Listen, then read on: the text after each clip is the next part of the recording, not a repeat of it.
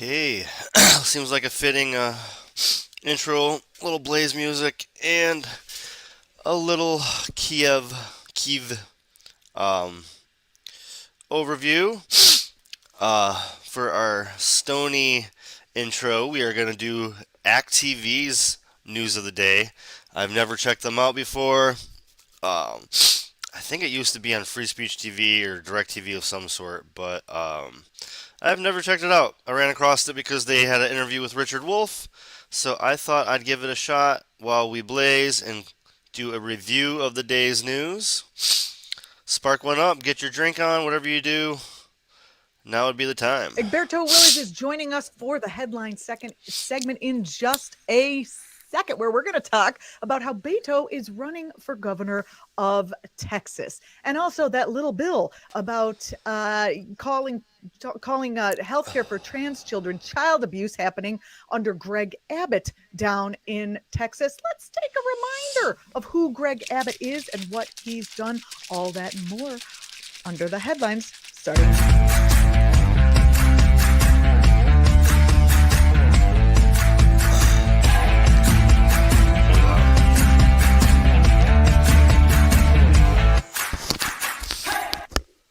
Egberto, welcome to the program. Well, thank you so kindly for having me, Juliana. Long time no see. It's great to be on your show. And I tell you what, your music kind of got me. I don't dance, and it actually wanted me to dance. Oh, I love that. I love hearing that. Bring a little joy on an otherwise uncomfortable day, let's call it. We were talking right before this about how it's a hard day to be funny. Yes, it's hard to be funny. And then sometimes you wonder, though, if you don't want to add a little bit of funny to your folk just so that they'll be able to absorb all that's going on right now, because there's a hell of a lot going on, Julian. And you have a great person coming on to speak after that's going to really put a lot of the seriousness into perspective. And I think you want to draw those people in with the way, only you can do it. Thank you very much. And that's another reason I wanted to have you on the program. And I'm very happy that you're here coincidentally today after what started happening in Texas with that. So this is from Friday, so that bill about making healthcare for trans kids considered child abuse. Can you talk? Well, so for anyone who didn't know what was going on here, Greg Abbott, who basically he's the same guy who signed into law one of the nation's strictest abortion measures, banning procedures as early as 6 weeks into pregnancy, is now gone off the rails when it comes to trans kids. Can you talk about what he's done? Oh, absolutely. The way we have. By the way, I need to tell everyone, you are in Texas. You live there. You are living the horror. In Texas. I vote in Texas. I support my Texans that are doing the right thing, not Greg Abbott and the others. But answering your question, first of all, we've been trying to mess with people in the bathroom here in Texas for a very long damn time. And it's like, who can mess with people the worst? How can we actually do a little bit worse to get that 15% of diehard Republicans who vote in the primaries to go for us? So what they did, to answer your question, it is amazing because we already had a bill that kind of monitors the bathroom for you. Now they want to say that these kids that are going through these psychological problems, these actual problems of who they are, now we are not going to allow physicians to take good care of them. We're not going to allow them to take solutions that delay their puberty so they can make the right choices when they're adult enough. They can't get the right kind of counseling because not that the bill says that. The bill is restrictive as it is enough.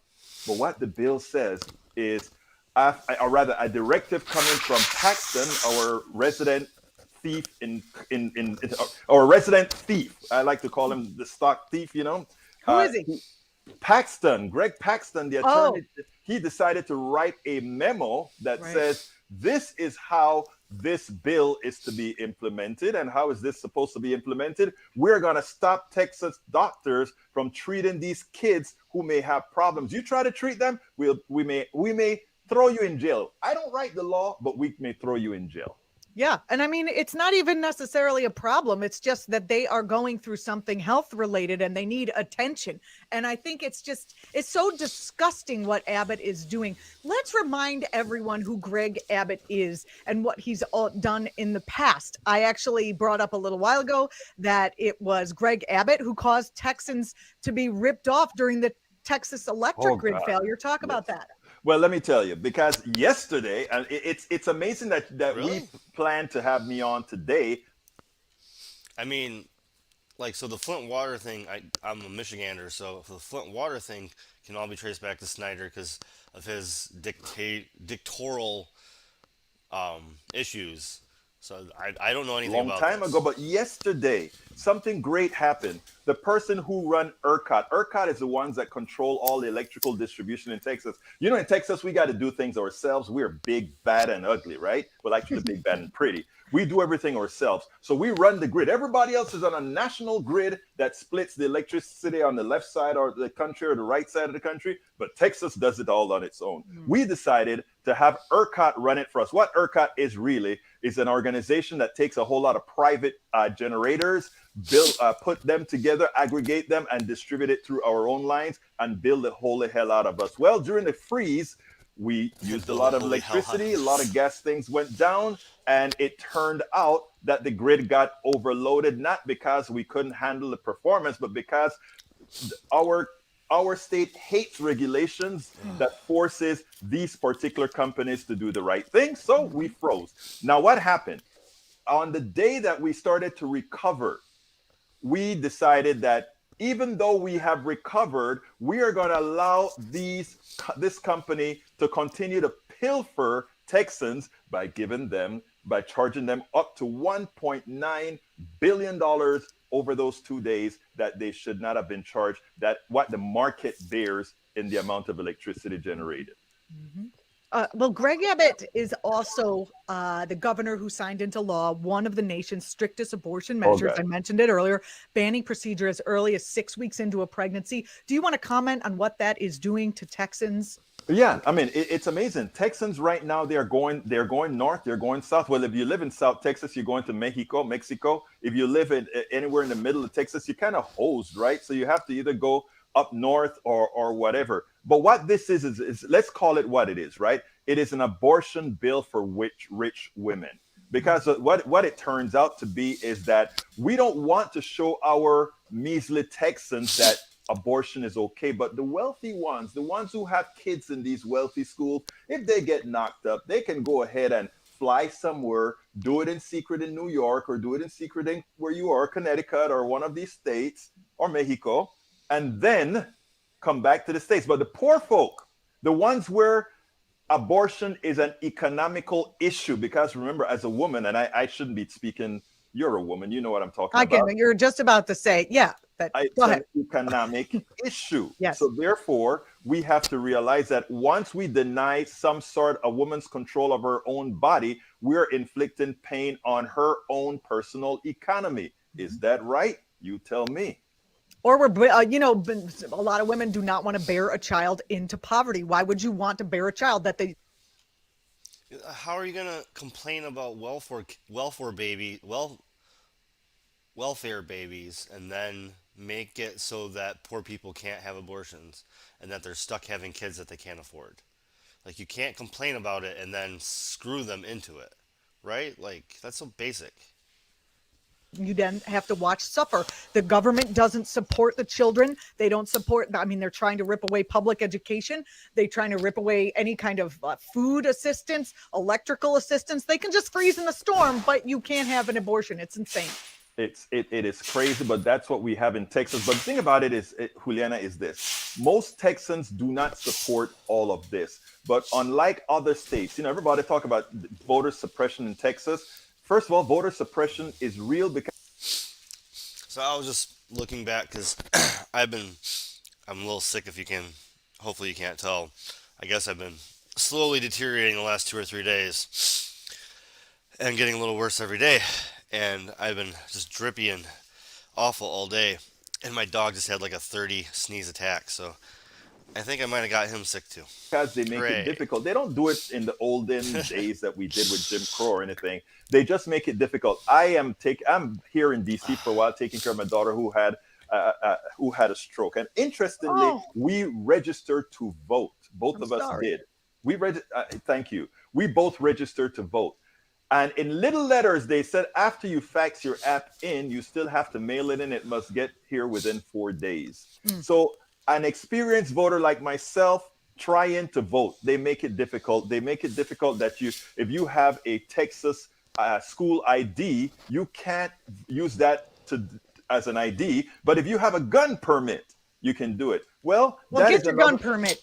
right. But it's funny because That's most ridiculous. progressives, a lot of them won't spend the time on gun permits, but we do know conservatives love their guns. So Yeah. that's another way of making sure that you have a certain type of people voting. Fascinating. It's And like that death is by a what we do. thousand cuts. That's so interesting. I didn't know that. Thanks for That is a bringing that to magic light. word that you just said. Death by a magic, by Death by a thousand a cuts. thousand cuts. That's it. Exactly right. Yeah. Well, Egberto Willis, here's I don't want to be. It sounds like his accent. He maybe doesn't actually know that expression. Possibly, he's like that sounds really right. That sounds right. But yeah, he doesn't know that expression. So that's cool. That's always fun. I think Greg Abbott is just positioning himself for a presidential bid. Your thoughts? Yes, he is. But I have to ask the question: Is are these? We always talk about these guys not being necessarily as smart as they think they are. The country is not going in that direction as far as these draconian type of laws. I hope to And God not. no, it's not. It really The isn't. interesting thing is he's not going to CPAC, which apparently is only for crazies and Trumpites now. And And, yes, shamans, QAnon shamans are going to that thing. It used to be fairly serious conservative think tank, gathering of people I don't agree with. When now it's just for nuts and he's not going. So I'm seeing that as him signaling that he's positioning himself as like a regular Republican, while at home he can still show his creds for trying to cut abortion as much as possible, trying to, cut trying to deregulate the utilities, trying to do these that go against the trans kids and all the other stuff we just discussed. Your thoughts? let me just put it this way because I'm gonna throw that back at you. That's the importance of your show, right? Because we won't allow them to do that. You're absolutely right. What you just said was a perfect answer, right? In other words, let's kind of look normal to everybody else. And in Texas, where we control how people can vote, we will let them do as they please. But Juliana says something else. You're going to be on my show. And not only that, we're going to make sure that the rest of America find out who you really are. And that's the beauty of independent media. Because whereas others are going to cover things superficially, baby, you're gonna get down into the gutter with those guys and say, you're not getting away with that. Well, Egberto Willis, you're going to have to come back because we didn't even get to the other part of the. He's also gonna have to learn how to use his green screen because he has a green screen behind him so that he can have a fake background, but he just forgot to put in the fake background, which is fine. You don't need a fake background, but you were ready for This it. story, So which is Beto O'Rourke, who is running for governor of the Yes, state. A quick thought about that, and then I gotta go. we We gotta gotta go. talk about nuclear war. So stick with us for that. Go ahead. This is a very quick one. 1 minute. Beto O'Rourke is going to do it. Beto O'Rourke has the pedigree, just like Collier, Mike Collier, who's the lieutenant governor running. Let me tell you guys something. If we can get through a few hurdles, in his case, guns. In my case, a little else something. We got the state. That'll be amazing. That'll be amazing. whoopee. I don't see how that's relevant. I mean, taking taking Texas as a D would be like some sort. It's a team victory. It's a red versus blue team victory. It means nothing in the actual betterment of anybody anywhere for anything at all. It simply means a blue versus red victory. Shit still gets held up in state houses all the time. All right, let's move on. I wanted to go over Um, yeah, this is from today. I was like, I thought I watched this earlier today, and then everybody on Twitch was talking about it, so I saved it for later too.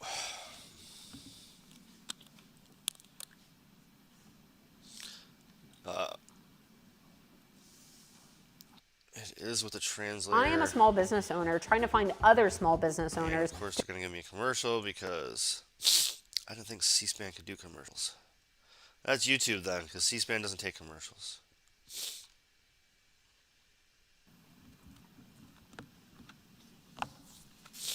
Good job, YouTube. Make money on shit.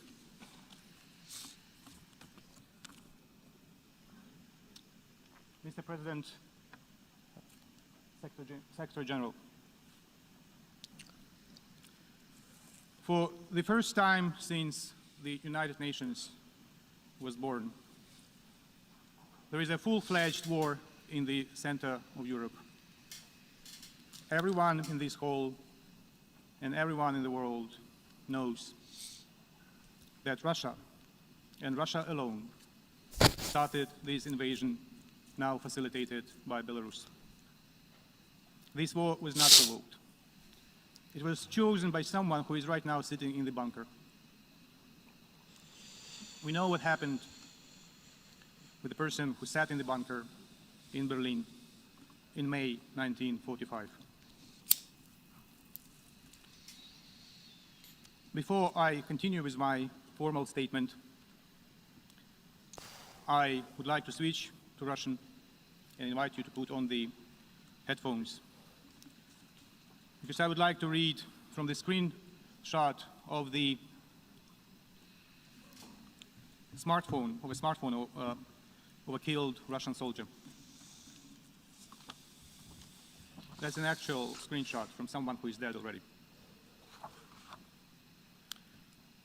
Лёш, ты как? Почему так долго не отвечаешь? Why has it been so long since you responded? Вы точно на учениях? Are you really in training exercises? Спрашивает мать убитого солдата. Asks the mother of the killed soldier Моменты перед тем, как он был moments убит. before he was killed. Мама, я уже не в Крыму, Mom, I'm no longer in Crimea. не на учениях. I'm not in training sessions. А где? Where are you then? Папа спрашивает, можно ли Papa is тебе asking послать? whether I can send you a parcel. Да какую посылку, What мама? kind of a parcel, Mama, can you send me? Что ты говоришь такое? What are you talking случилось? about? What happened? Мама, я на Mama, Украине. I'm in Ukraine. Тут настоящая There война. is a real war raging Мне here. страшно. I'm afraid. Мы бьем по всем городам. We are bombing Подряд. all of the cities мирным together, even targeting Нам civilians. сказали, что они We нас were будут told приветствовать. that they would welcome us, А они кидаются под нашу and технику. they are falling under не our дают armored vehicles, throwing themselves under the wheels and not allowing us to Называют pass. нас фашистами. They call us fascists. Мама, мне очень тяжело. Mama, this is so hard. Several moments he was killed. This was several moments before he was killed. Imagine, if you want to just visualize the magnitude of the tragedy, you have to imagine next to you, next to every nameplate of every single country in this General Assembly, more than 30 souls of killed Russian soldiers already. Oh, man. All right. All right. I'm glad we're talking about not killing, not having people die, not having war. But countries in the UN are currently involved in like 8 active bombing campaigns. Okay?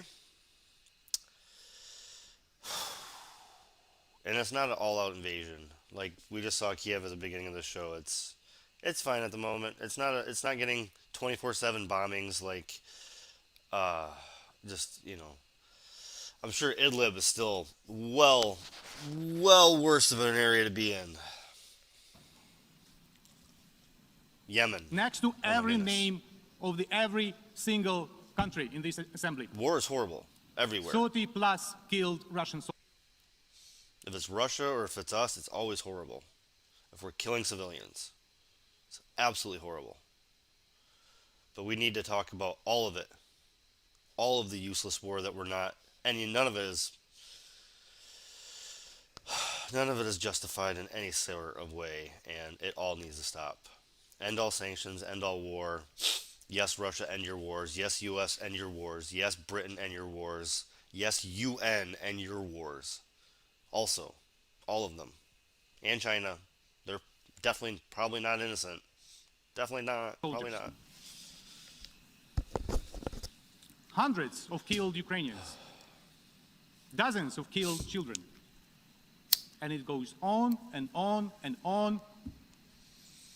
Till the break of dawn. So just imagine those killed people next to you when you will listen to my formal statement.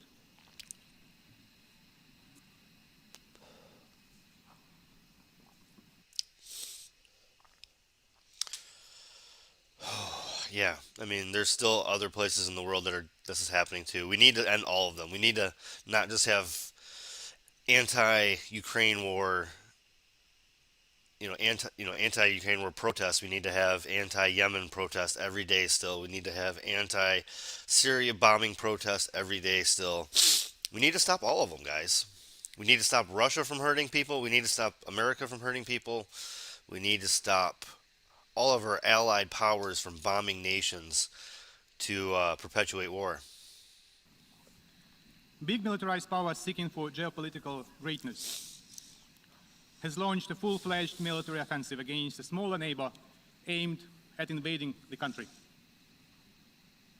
Deadly airstrikes dropped on civilians' heads across the entire country, and the Russian troops crossed Ukraine's borders from the territory of Russia, Belarus, and the occupied parts of Ukraine's Donbas and Crimea.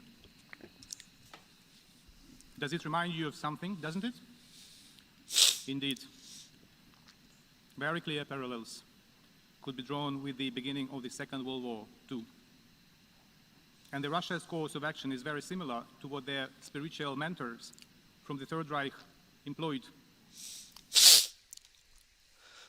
And I know I haven't mentioned this one, but a lot of people are drawing parallels to Israel and Palestine. How the U.S. and Israel are constantly moving their land, trying to take land from Syria, trying to take land from Palestine, and Israel's moving their borders. So there's a lot of parallels to there, On the too. Ukrainian land 80 years ago. Just one, the most recent example of human sufferings, example of war crime.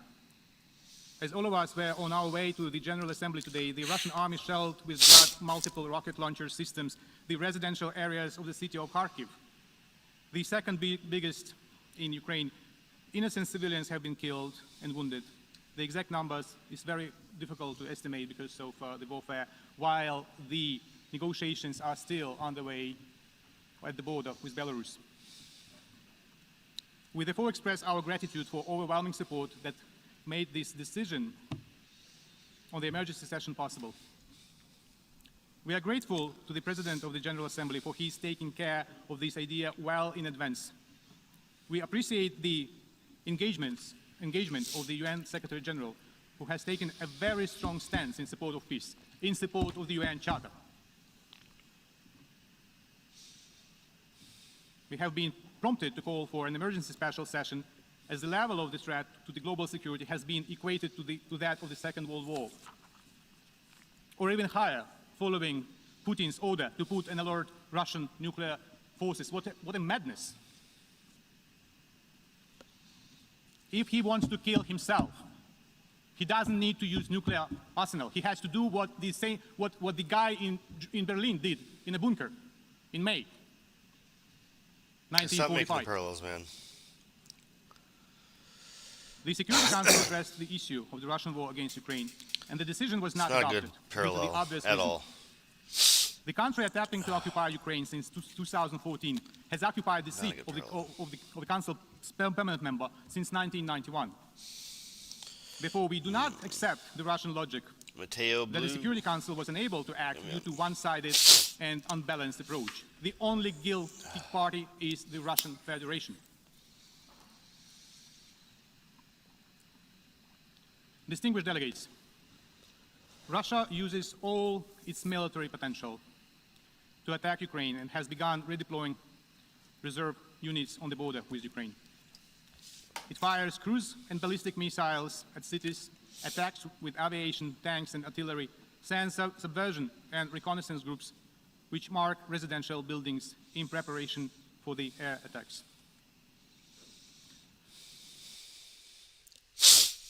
Yeah, war just sucks. Like, it's literally a racket for, like, I mean, it's not a mistake that people that have massive investments in war also have massive investments in construction companies. They have massive investments in gasoline, because perpetual war creates perpetual contracts for both of those industries. It's freaking disgusting. Russia's missiles are now aimed at destroying the infrastructure objects. They targeted the radioactive waste disposal site near Kiev, the fuel base in the town of Vasilkiv, that is effectively a Kiev's suburb. The objects of logistic infrastructure, including bridges, airports, and water reservoirs, remain among the targets. Such towns as Shastia and Stanitsa Luganska near Lugansk are now nearly destroyed, as well as residential buildings in and around Kiev and Kharkiv. The Russian forces seized the Chernobyl nuclear power station at the part of southern Kherson region, including the North Crimean Canal. Due to the active moving of Russian heavy militaries through the Chernobyl exclusion zone, the radiation level has increased rapidly. In the Black Sea, I just heard a Ukrainian scientist, like, literally talking about how Chernobyl is no threat to anybody. There's no way there's anything hitting that right now, and any talk of it is just ridiculous. Like, he, as a scientist, he's like, that has been very isolated.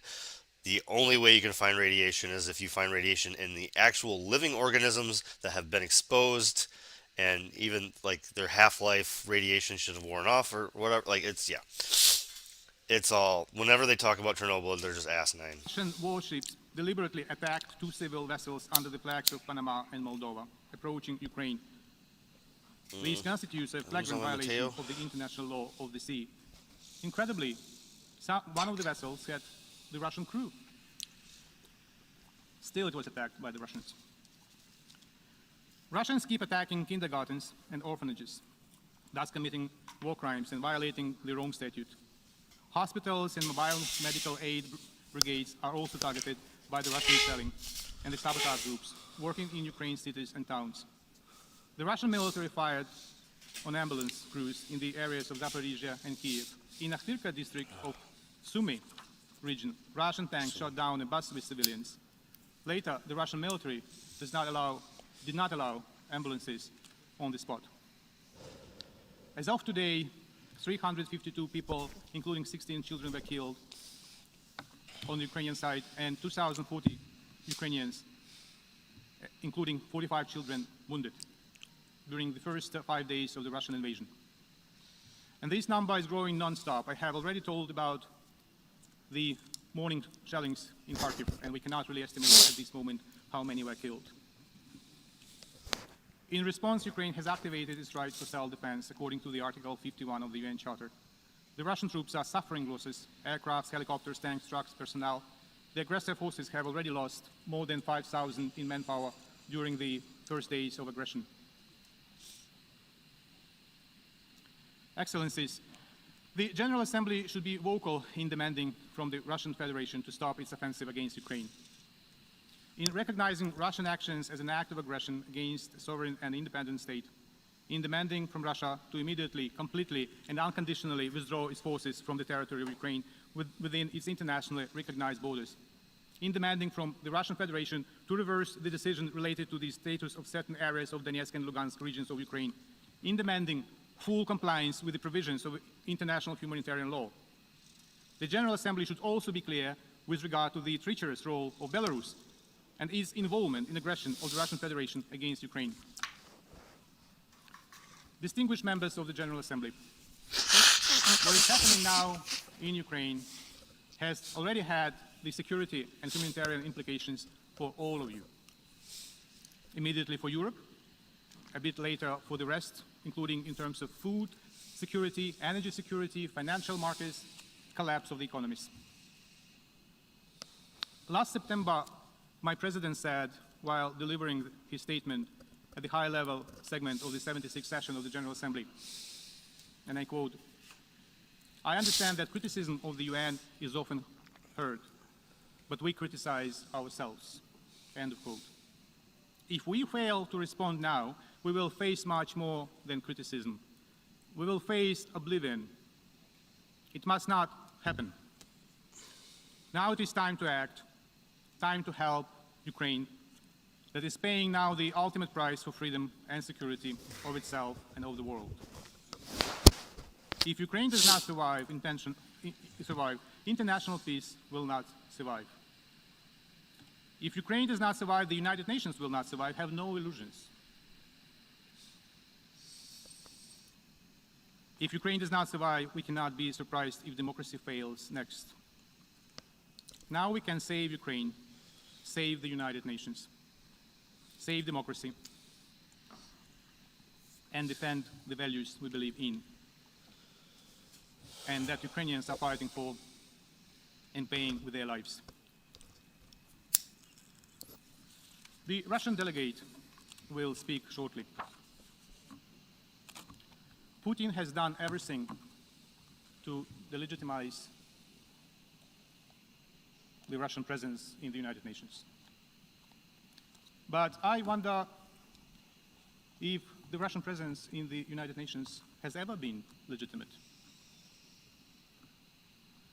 I wonder if ever this assembly voted in accordance with paragraph 2 of Article 4 on admission of the Russian Federation to the United Nations, either in December 1991 or in January 1992 or wherever thereafter. I want to ask the delegates whose countries voted for admission of the Russian delegation to the United Nations to raise their hand, to confirm that Russia was admitted to the United Nations according to the Charter. Please, gentlemen, ladies and gentlemen, please raise your hand if your country voted in the formal session of the General Assembly in reply to the letter by President Yeltsin dated December 24, 1991, when he told the United Nations that Russia would like to be a continuator state of the demised Soviet Union. Anyone? Shall I put my glasses if my vision fails me and I don't see any hand raised? Any country? Anyone voted for Russian membership? I leave you with that and think about it when you listen to the Russian delegate.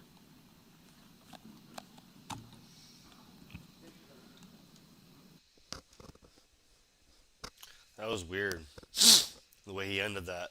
I mean, it was expected in the beginning. The whole thing was basically expected what he has to say, right? But the end was weird. What the hell was that?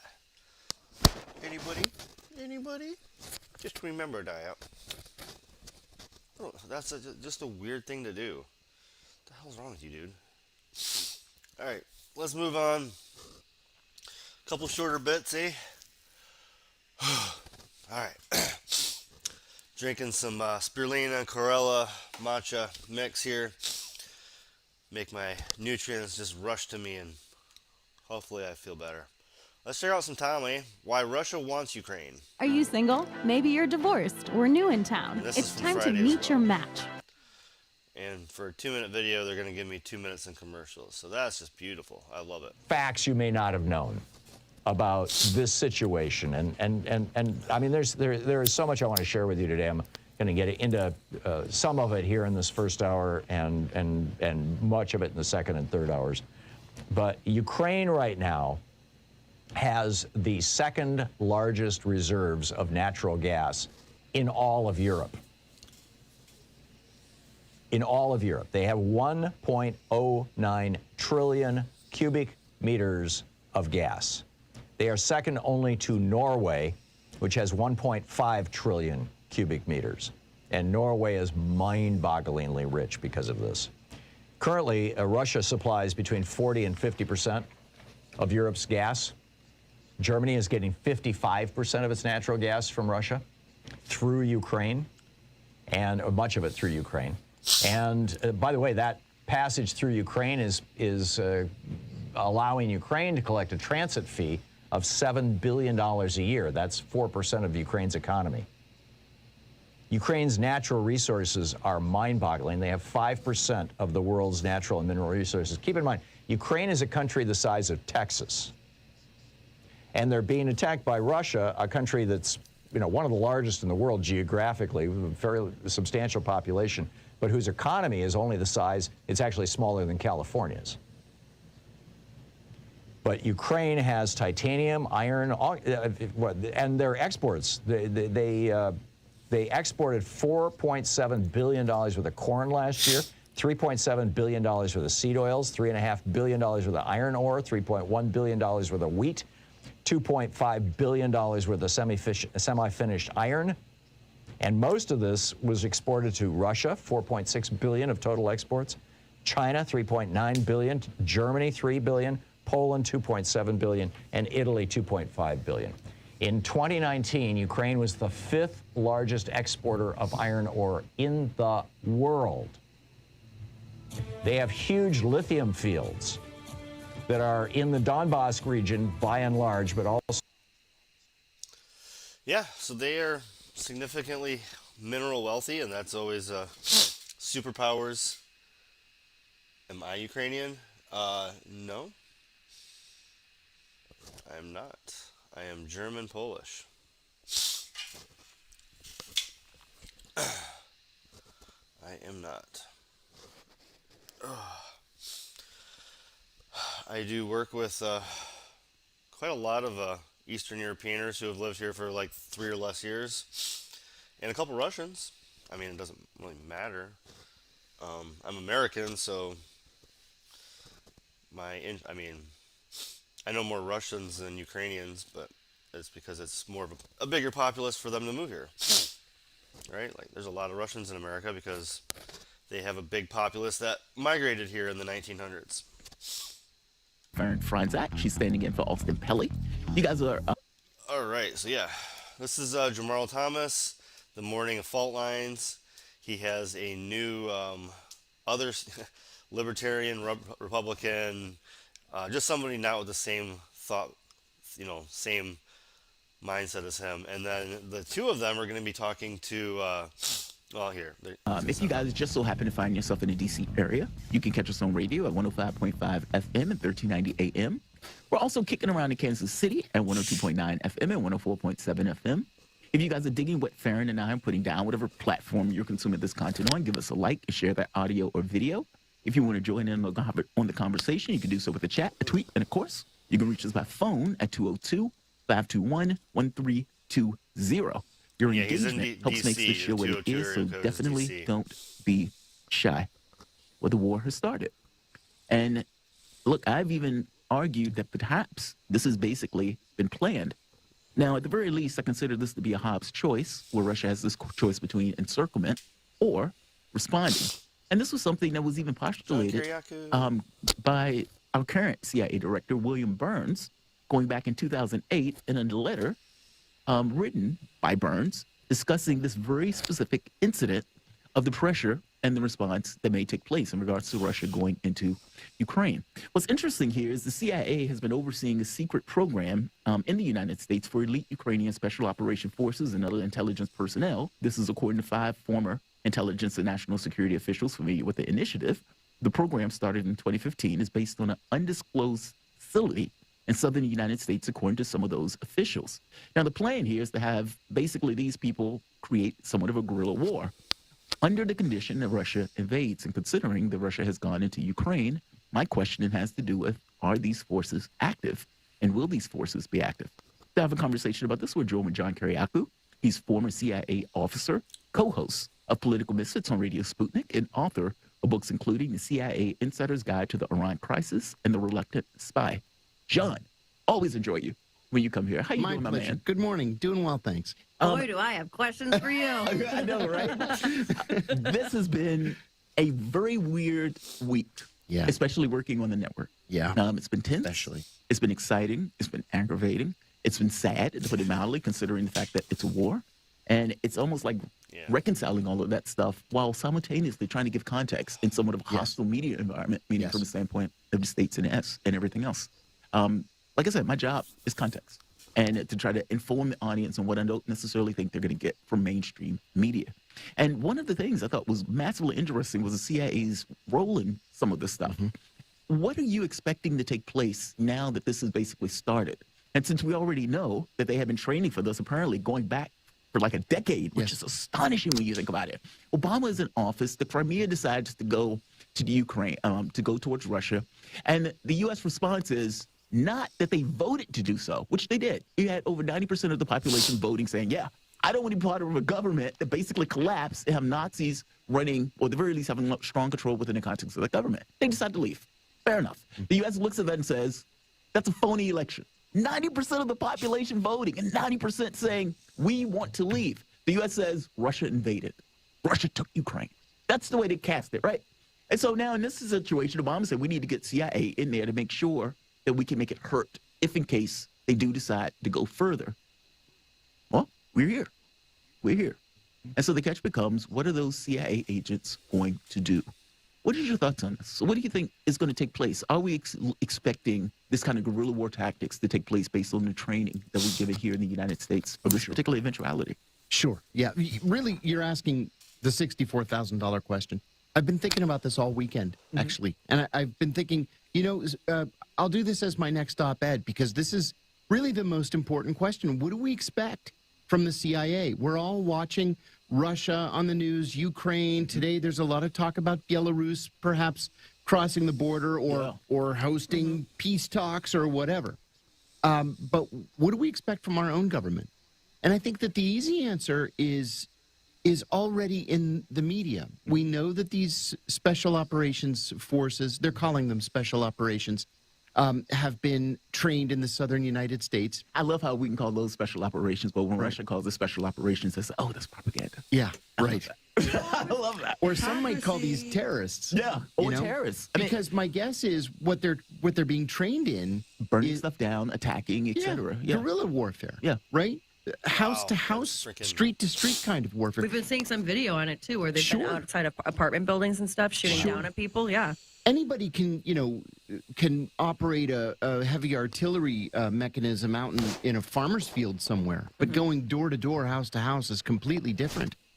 And so I think we should expect that. There was a major announcement from Germany over the weekend that through the Netherlands, they're going to send Stinger missiles to the Ukrainians. Wow.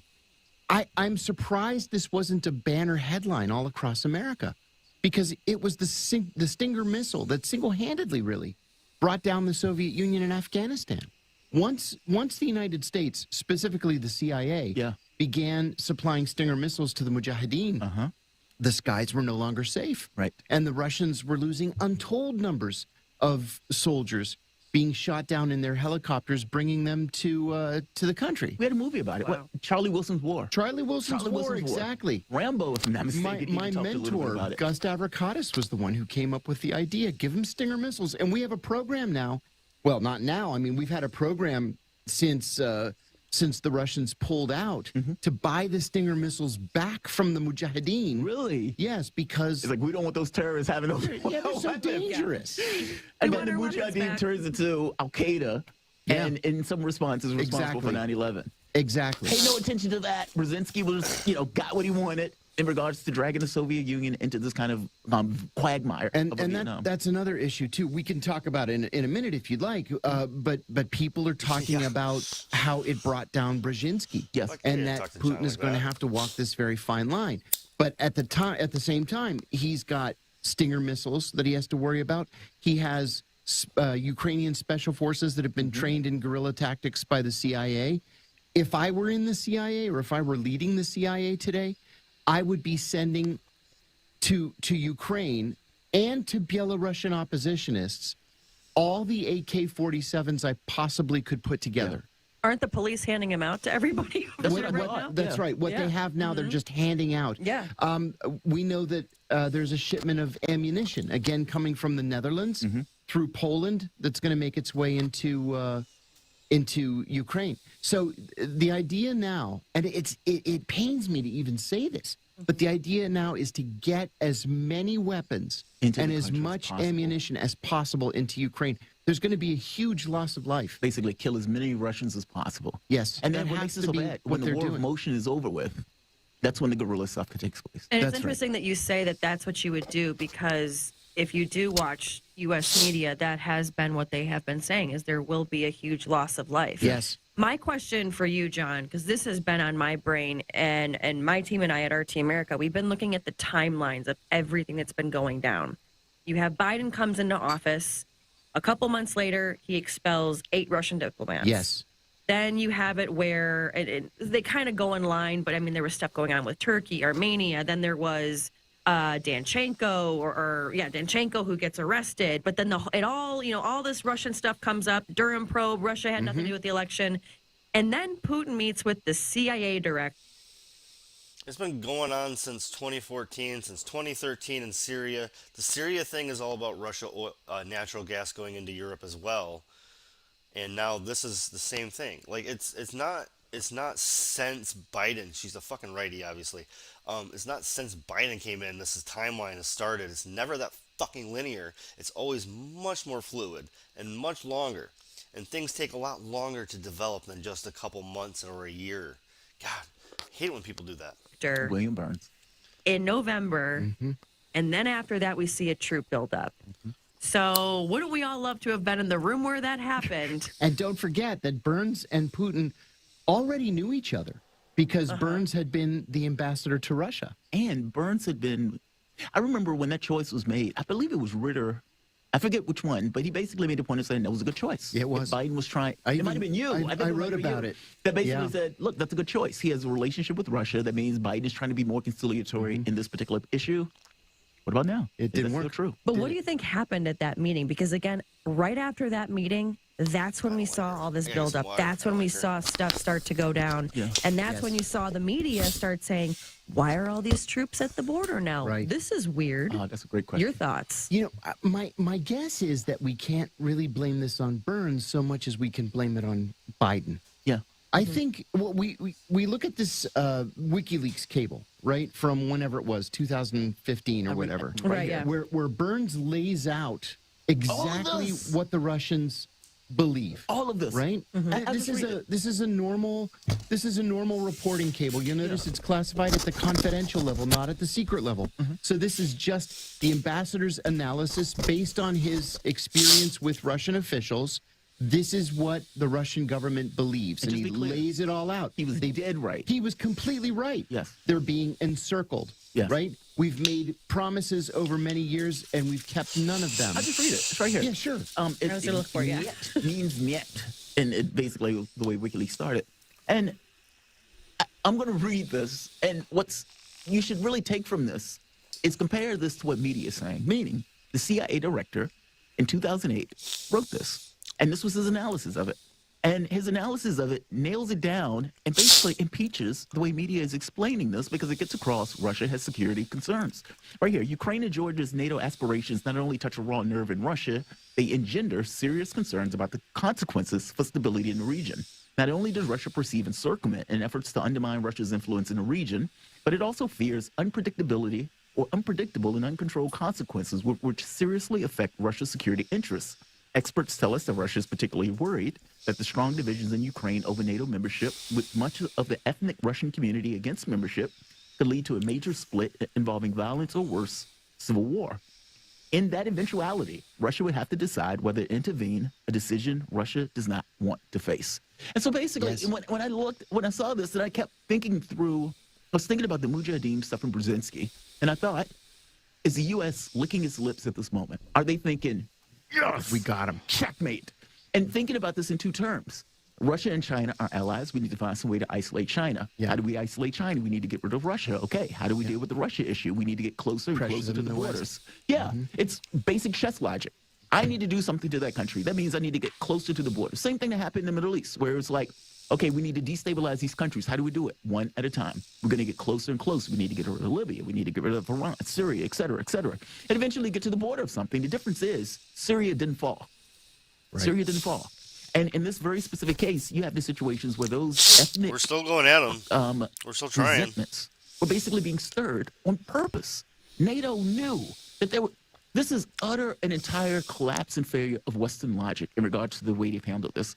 Russia is a collapsed nation. Soviet Union is collapsed. We don't have to listen to them. Period.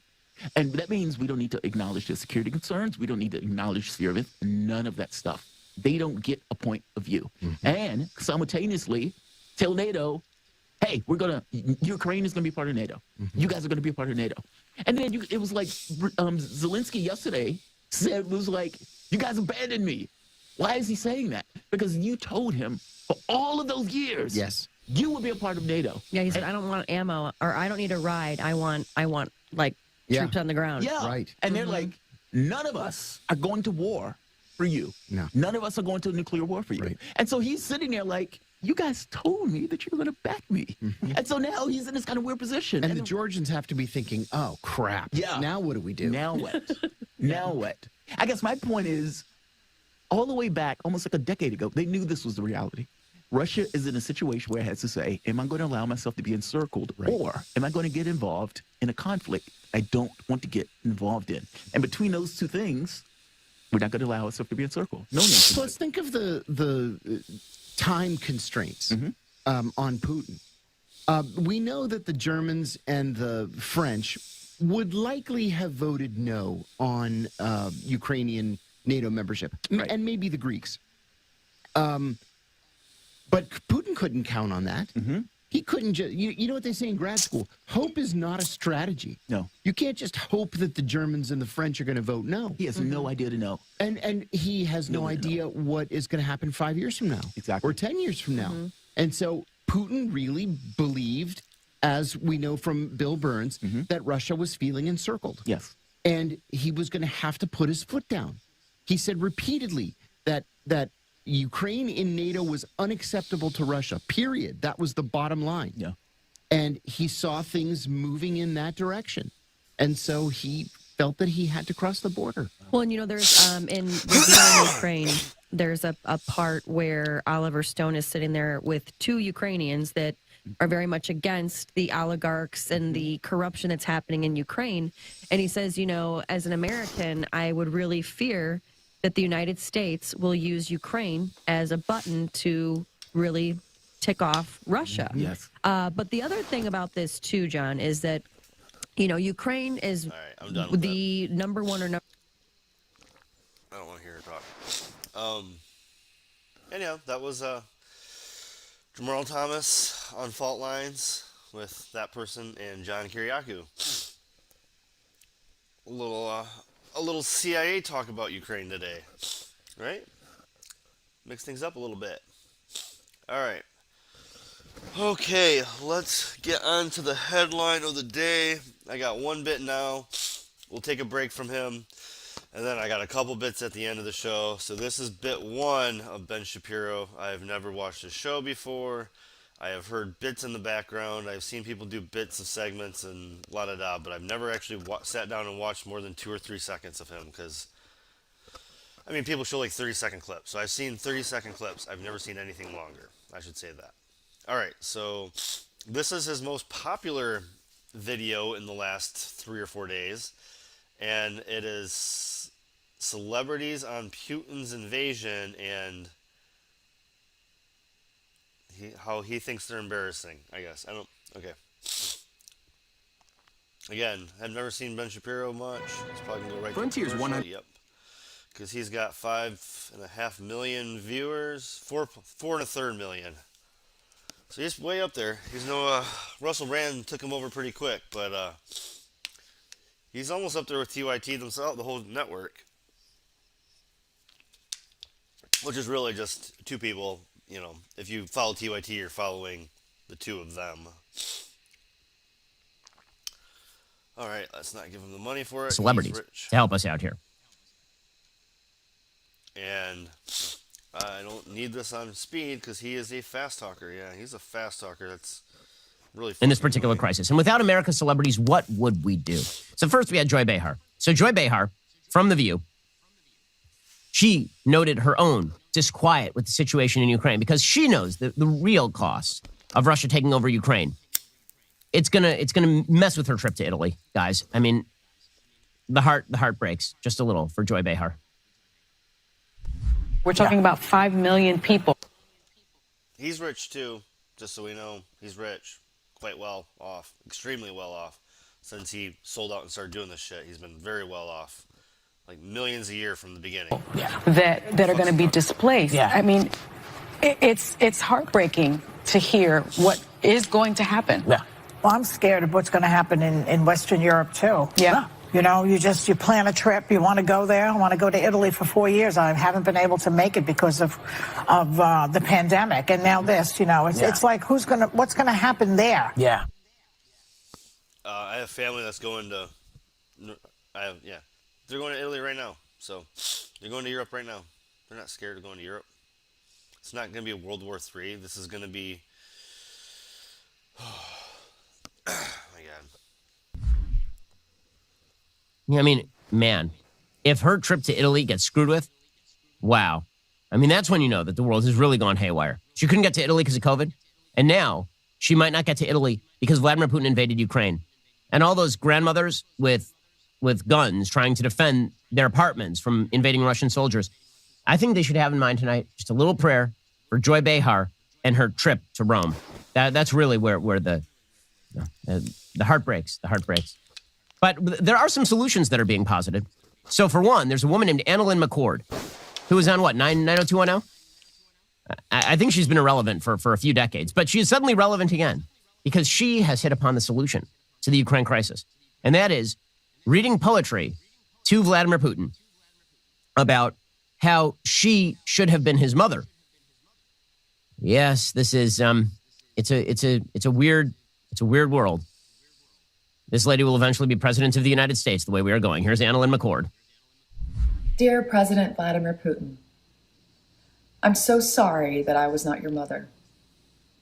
If I was your mother, you would have been so loved, held in the arms of joyous light. Never would the stories plight the world unfurled before our eyes, a pure demise of nations sitting peaceful under a night sky. If I was your mother, the world would have been warm. So much laughter and joy, and nothing would harm. I can't imagine the stain, the soul-stealing pain that the little boy you must have seen and believed, and the formulation of thought quickly taught that you lived in a cruel, unjust world. Well, if the hot girl from the OC had been Vladimir Putin's mom, all of this could have been prevented. By the way, I do enjoy the low key just bagging on Vlad's mom. I mean, that's.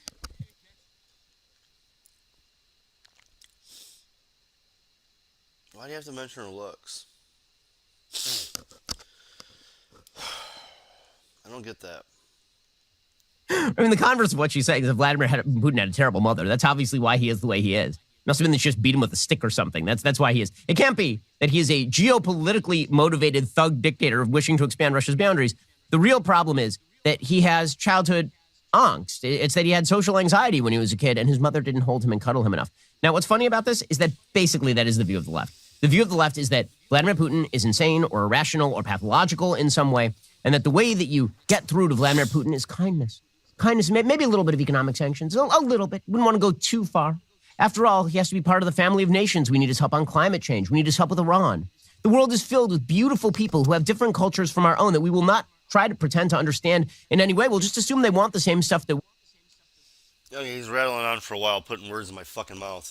What do you want, dude? Do you want to fucking go to nuclear war with fucking Russia? Like, what the fuck are you talking about? Jackass fucking... What the fuck are you saying? First of all, you're putting words into a whole fucking side's mouth that's like 10% of the side. Maybe 20% that's on TV. Real people aren't saying this shit. We do. And because we assume they want the same stuff as we do, if we offer them that stuff, they'll probably do what we want them to do. And then when they don't want to do that, then we will assume that it's because they had some sort of brutal childhood trauma and they're pathological. I'm not sure there's any more solipsistic culture on planet Earth than the culture of the West at this point. We are so obsessed with our own stupidities that not only do we engross ourselves in these stupidities to the exclusion of world events. But then we assume that everybody else is also engrossed in these stupidities. By the way, this crosses all political lines. You see this on the right, you see this on the left. In the United States, there's this weird habit of assuming that because we have a thing going on here, that this means the rest of the world doesn't matter. This is the habit of sort of the isolationist right. And we have a lot of problems here. We have a lot of problems with wokeness in the schools. True. We have a problem with critical race theory. True. We have a problem with gender fluidity being taught to small children. True. Therefore, we shouldn't do anything about Ukraine. Huh? Right? That sort of solipsistic navel-gazing is not helpful to people who you know are about to be blown up by Vladimir Putin, for example, or to the Taiwanese. And it turns out that foreign policy does have an impact on your real life because when... Or the Syrians, or the fucking Yemenis, or the fucking... Dude, what the fuck is wrong with you? Why can't you fucking point out the shit that we're actually doing instead of speculating what China might do? Because you fucking think it's strong for us to fuck... no. Shipping lanes get cut off in the South China Sea, all the stuff that you like is no longer available. And by the way, when you have rival civilizations that are rising, this also has an impact on the confidence and future of the country in which you live. And so that's from the right. From the left, you have this view that really what the people of the world want is the transgenderism. What they really, really want is a left-wing point of view about democratic socialism expanded to them. And so if we just cut them a few checks, if we massage their back, if we hold them in the warm embrace of motherhood, then magically they will come around and they will just be the best people. They will be our... Oh my god, dude. What the fuck are you talking about? The fucking Democrats vote for fucking every war. They are helping... It's been from Republican to Democrat to Republican to Democrat that have fucking bombed Syria, bombed Afghanistan. We're still fucking giving weapons to fucking people to bomb Afghanistan. What are you talking about? They're not fucking nice at all. They're bombers. They're fucking military hawks. Hillary wanted to fucking drone bomb fucking Julian Assange, dude. Friends, because at heart, freedom and liberty will win. But our style of freedom, our style of liberty, they have the same priorities that we do. So on the isolationist right, the idea is they have different priorities than we do. Therefore, we shouldn't care about what happens outside our own. He's giving me a fucking headache. Let's take a break from Ukraine. All right, taking a break from Ukraine. Women's Summit 2022. So, Sabby Sabs, one of my faves. We'll watch her, at least twice a week usually. Sabrina Salvani on the top left. She put together this Women's Summit. The third, she's doing it like on Sundays. She's been doing, she was going to do originally just one a month. Now she's been doing one or two a month.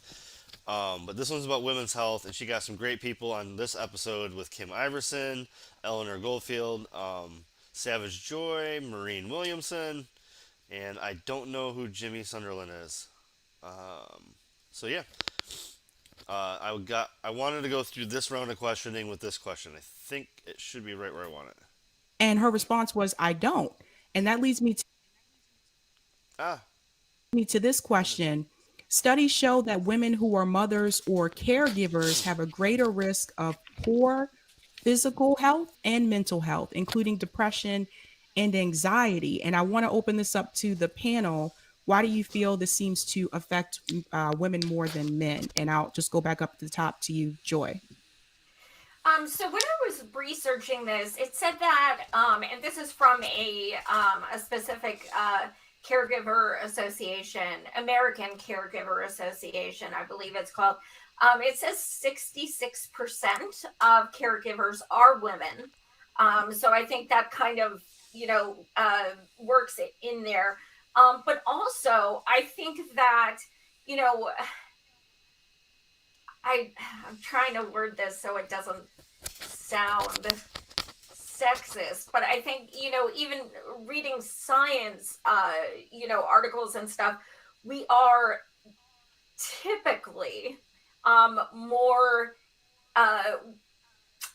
willing to share our emotions and willing to be more vulnerable and willing to voice, our emotions and our care and things like that. And once you say those things, it becomes solidified. And then you start thinking about them. So maybe people who are caregivers, think about what they're doing a lot of times it is workers, or excuse me, it is family members. But also we have to think about the fact that most of these people are not getting paid. They are not making a dime for what they're doing, which is where a federal job guarantee would come in. Anyone who wants a job would get one. You, Sabby, would be getting paid right now for doing this panel. That's the beauty of a federal job guarantee. So women who take care of their kids, we know that's a job. People who are caregivers, that's a job. You know, and I think having that income as caregivers would take so much stress, pressure, depression off of people. I agree. Eleanor? There's so much to say, particularly as I became a mother 3 months ago. And I just thought, like, you know, just initially with, like, in the first month of my child's life, he had, like, you know, 4 different doctor's visits scheduled to make sure that he's gaining weight and he's growing and he doesn't, you know, have 8 legs or whatever. And I didn't have any visits scheduled. And I'm like, but I grew a human and I birthed a human. I pushed a human out of me, like, not to get too graphic, but that happened. And so why isn't something built into the system that makes sure that the person who did that is okay? And this also speaks, I mean, I spent half of my life in Sweden. In Europe, there are postpartum visits for the mother to make sure everything from, like, you know, that you're healing properly, but that your sex life is back on track. Like, how's your pelvic floor doing? Are you in pain? Like, are you able to have sex? Are you willing to have sex? Are you having postpartum depression? Like, how are you mentally, physically, emotionally? And in the US, it's like, we don't care. You pumped out a child. You have given us more fodder for the capitalist system. Thank you. And move on. Like, now you can get pregnant again and do it all over again. You know, mazel tov. Thank you, by the way. But I think that also speaks to, like, the capitalist mindset, right? And how also, like, as women and as mothers, we're also told that, like, we're not being productive unless we are pumping out children you know, working, you know, and that the idea of just sitting there with your child is not considered productive, when really it's the most productive thing you could possibly be doing. You're laying the foundation for another human being's life. What could be more productive? But it's not quantifiably productive in terms of dollars and cents. And that's why the capitalist system doesn't care. And that's why, of course, they only care about an unborn cluster of cells. Once it's born, they like don't care. No daycare, no health care, no, you know, no nothing. And so I really think that speaks to the rot, the systemic rot of the capitalist system in and of itself.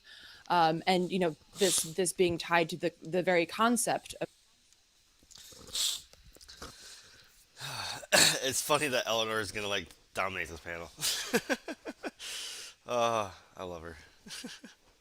Of caregivers, and that predominantly that has been women's work historically, and even in, you know, today's world, of course, that's not considered worthy of giving, you know, the funds that are necessary to survive or even to thrive.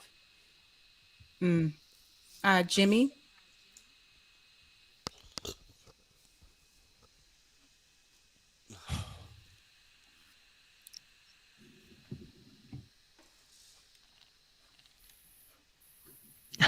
Okay, cool.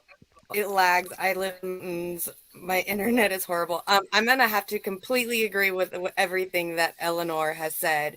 I was watching a TED Talk, doing some research about this last night, and there was a TED Talk called "The Pace of Modern Life versus the Cave Woman Biochemistry," and I think that the way that we live now in 2022, with, you know, working and finding things for ourselves and doing things for ourselves, but also coming home and taking care of the family, that adds a double extra stress and responsibility onto our lives, to where it does cause more depression and anxiety compared to men, because, you know, we'll feel the responsibility of, okay, I got to get all my work done, but I still got to go home and make sure my kids are okay and they're fed and their homework is done and they're in bed, and, you know, all the minuscule things, make sure the dogs are taken care of, make sure everything's clean. It's always just tons of responsibility added onto being equal in society and working and providing and taking care of the family as well. So that's what I feel like that would cause it more than men. Kim? Well, I want to give the basic answer of, well, women just, we don't ask for help, right? This is always what we say was, oh, well, we always take on all this responsibility with the kids and with the parents. And for me, I don't have children, but I do take care of my aging family. So my uncle, I was his caretaker up until he passed away. And that was a giant responsibility, helping him through hospice care. And then I am also very much my dad's caretaker when he needs. And so recently, for example, he caught COVID. He's in his 70s. I had to rush up to Idaho, and everybody was afraid to even go near him. And so I, of course, had to, be brave and go in there and be his caretaker and quarantine with him for like 20 days or however long it took. But we don't ask for help. That's the one thing that we always say. But the issue is it shouldn't be on us to ask for help, because then that's another responsibility on us. Like, we're supposed to then take all this responsibility, and then it's our responsibility to ask the men for help. And the reality is society just doesn't treat men in a way like they're supposed to help, right? So it's like they're only going to help when we ask for help. To be the care, we have to ask them to babysit their own children, or we have to ask them to help with the elderly parents, and then they get really nervous because they're like, what do you want me to do? And oh no, that's kind of weird and gross and too intimate, and I can't handle that. And it's when I look back at the first time I had to do a job caretaking that was difficult, or gross or inconvenient, I had to learn on the job. Right. They always want to say, well, women, it's intuitive. We know how to naturally caretake, and that may or may not be true. But I stepped up to the challenge because the challenge was presented and no one else was going to do it. I had no choice. And so if we treated men in that same way, I think men would step up to the challenge because they have no choice, rather than us waiting. Right now, I think a lot of society is just, well, they'll just wait. And when the women want the help because they're stressed out, then they'll ask us. And then it's like asking them for help is also, that adds to the layer of stress, right? Because then we have to train them, and we have to teach them. And it's like, oh man, like that's like, I can't take on an apprentice right now when I'm already my stress levels are. So yeah, she's saying that she has to take it on herself, but if she was to tell somebody, she'd have to teach them. So we're useless. Yeah, that sucks. As high as they possibly can be. But men will step up to the challenge when they have to step up to that challenge. And it's really up to us to put it on them, I think. My father was my caretaker.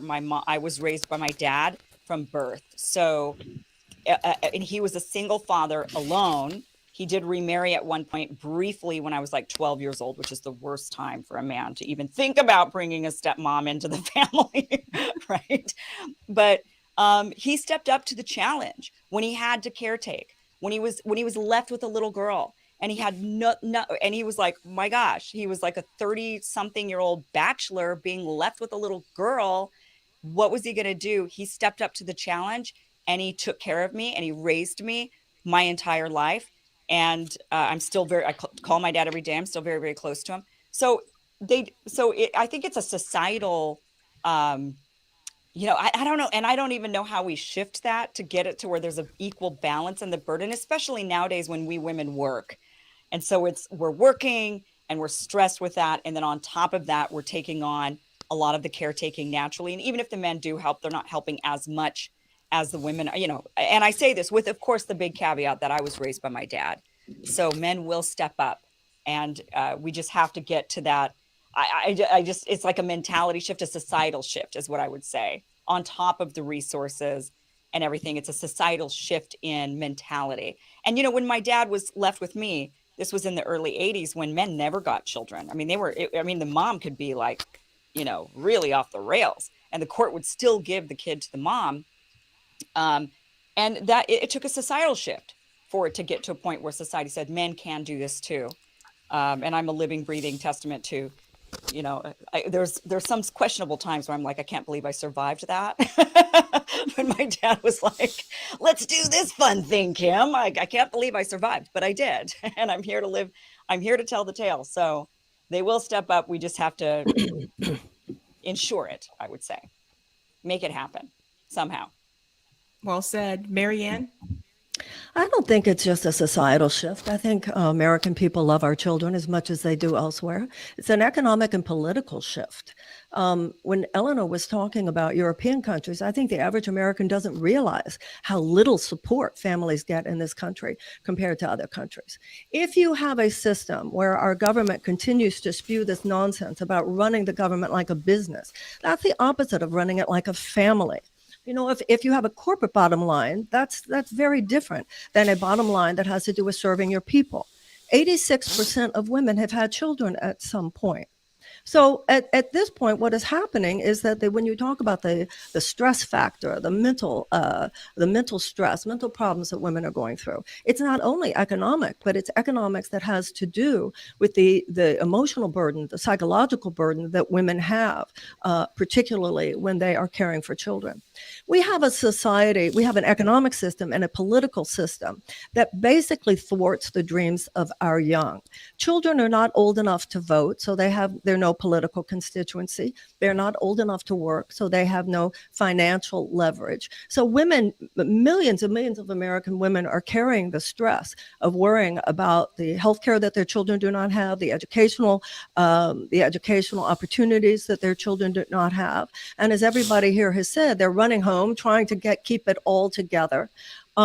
So I think we really need to keep our focus on the fact that these are policies. These are policies that leave out children. It's policies in other countries that enable for those weeks and even months of care, of postpartum care, both for fathers and for mothers. It's policies that have to do with the fact that we do not have universal pre-K. It's policies that have to do with the fact that so many children are living in poverty and so many mothers and children do not have health insurance. We do not have pro-family policies.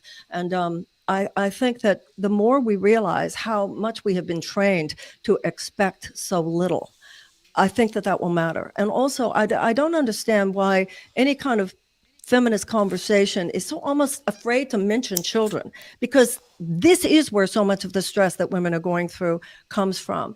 A woman having to take care not only of herself, but the emotional, psychological, and physical burden of caring for her children. Quick question, really quick, to Joy and Kim, because I've had this. I just want to show one segment. She did 2 big, long segments. Absolutely worth checking out. I believe she will have that in both Sabby Sab's her channel and Revolutionary Blackout Network, RBN. So, yeah, give her some props. That was a great panel. That was just one segment. You know, that was 12 minutes of that hour, and there was another hour with a whole different 4 or 5 people that did a great weekend panel this weekend. The Women's Summit, I believe it was Saturday and Sunday. They streamed for a few hours with this panel and another panel on Sunday. All right, let's do our moment of self-abuse. Right? Let's check out Jen Psaki. I was gonna do the first few minutes and then check out the Fox line of questioning before we go to the last bit today. Okay, I just wanted to start off and highlight some of the ongoing assistance. Obviously, we made a number of announcements over the weekend to get everybody up to speed. We have some charts to give you all the specifics in case that is helpful. The United States is the largest provider of assistance to Ukraine, and President Biden has committed more security assistance to Ukraine over the past year than the United States has provided at any other time in history. On Friday night, the president authorized an additional $350 million of military assistance in support of Ukraine's frontline defenders as they face. What? We have close ties to Ukraine? That's crazy. I mean, you know, that oil company that's trying to get an oil pipeline through Ukraine so that they can sell oil to Europe from Russia and the Ukraine.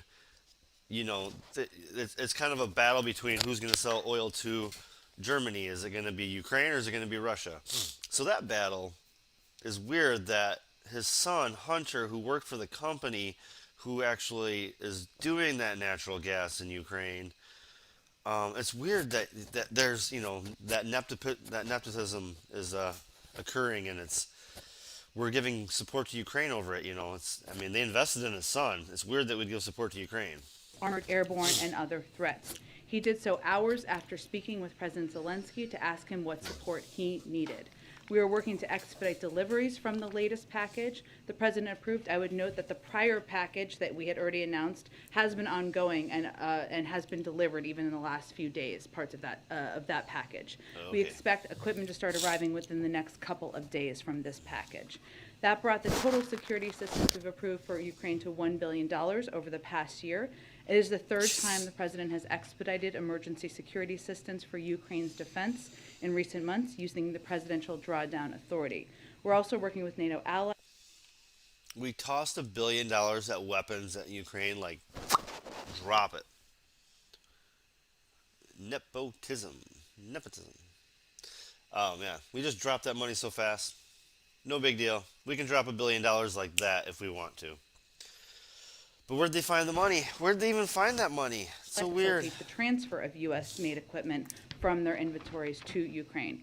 The United States is also the single largest provider of humanitarian assistance to Ukraine, and recently deployed a disaster assistance response team to the region to lead the U.S. humanitarian response and support the Ukrainian people as they bear the brunt of Russian aggression. You may have seen that our head of USAID, Samantha Power, is on the ground in Poland and has been there as well, providing guidance and assistance there. We've provided over $106 million in humanitarian assistance to Ukraine in the past year, including an additional $54 million we announced this weekend to cover critical needs such as safe drinking water, sanitation, hygiene. So, $1 billion in weapons this year, $400 million in humanitarian aid in the last, what was that, 8 years? So $400 million in the last 8 years, $1 billion in the last year in weapons. If that gives you an idea of what our government thinks about first and foremost. Jesus. Supplies and critical emergency She health just supplies says it. to meet the needs of hundreds Like of you thousands said, you put those two things. She just put those two things back to back, like no fucking big deal.